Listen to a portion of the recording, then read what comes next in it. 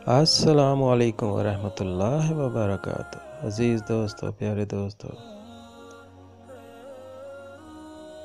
دل کی تکلیف بہت ایک کٹھن مرحلہ ہوتا ہے۔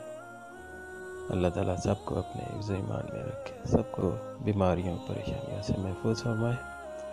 دوستو، دل کے ہر طرح کی مرض کے لیے، دل کی کوئی بھی امراض ہوں، ان کے لیے یہ بہت پیارا سا ایک عمل ہے۔ اس کو آپ ڈیلی کریں گے، بہت آسان ہے۔ آپ اس کو ڈیلی کریں گے تو انشاءاللہ تا حیات دل کی بیماریوں سے محفوظ رہیں گے،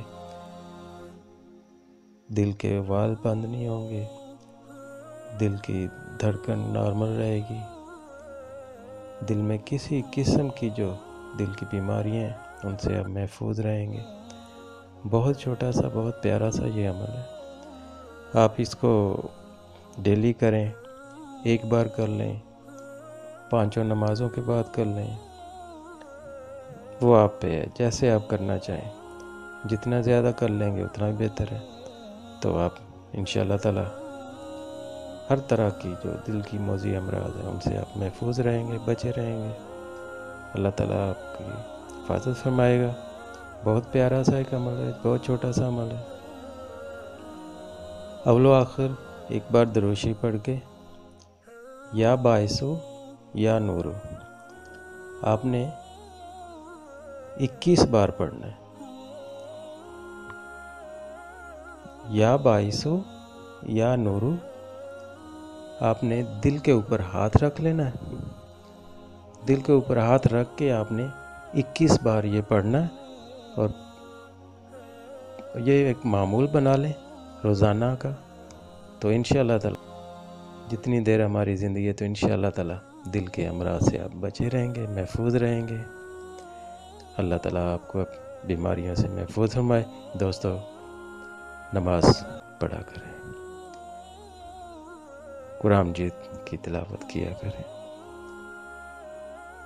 اللہ تعالیٰ بڑا غفور الرحیم ہے، چھوٹی سی نیکی سے اللہ تعالیٰ بخش دیتا ہے۔ ابھی تو وقت ہے کہ ہم اپنے گناہوں کی معافی مانگ لیں۔ ابھی تو بخشش کے دروازے کھلے ہوئے ہیں۔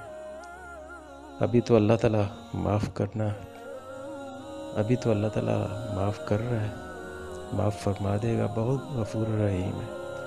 تو جب دوستو ہم مٹی کے نیچے چلے گئے تو پھر اللہ تعالیٰ بھی معاف نہیں فرمائے گا۔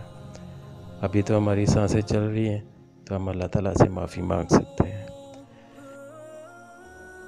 دوستو، ابھی تو توبہ کا وقت ہے، ابھی تو ہم اپنے گناہ بخشوا سکتے ہیں۔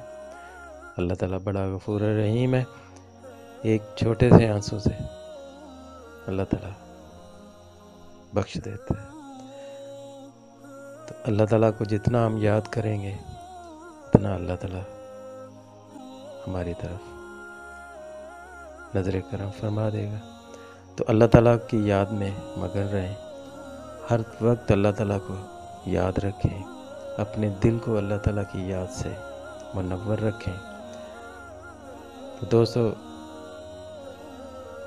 دعاؤں کی قبولیت کے لیے دوسروں کو اپنی دعاؤں میں شریک کریں، دوسروں کو اپنی دعاؤں میں یاد کریں، ان کے لیے دعا مانگیں۔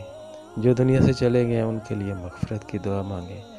جو دنیا میں زندہ ہیں، بہن بھائی ہیں، رشتہ دار ہیں، جن کو آپ جانتے ہیں یا نہیں جانتے، ان کے لیے بھی دعا کریں، ان کے رزق کے لیے دعا کریں، ان کے رزق میں اضافے کے لیے دعا کریں، ان کی صحت یابی کے لیے دعا کریں، جن کی جو پریشانیاں ہیں ان کی پریشانیوں کے حل کے لیے دعا کریں۔